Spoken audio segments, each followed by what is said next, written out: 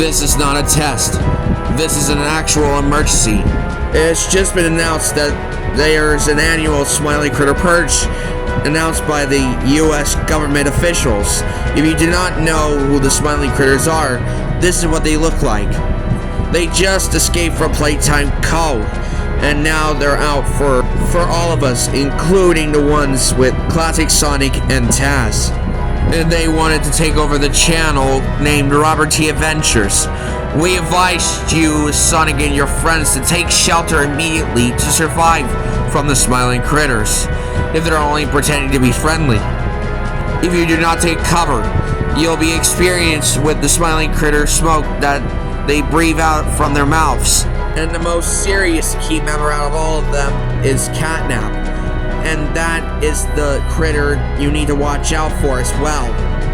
If you do see them, and if you do manage to capture them once they get to this place here named, call 911 immediately. Until then, the Smiley Critter Purge starts in 10 seconds. Good luck and try to capture them as fast as you can. Now on to the countdown.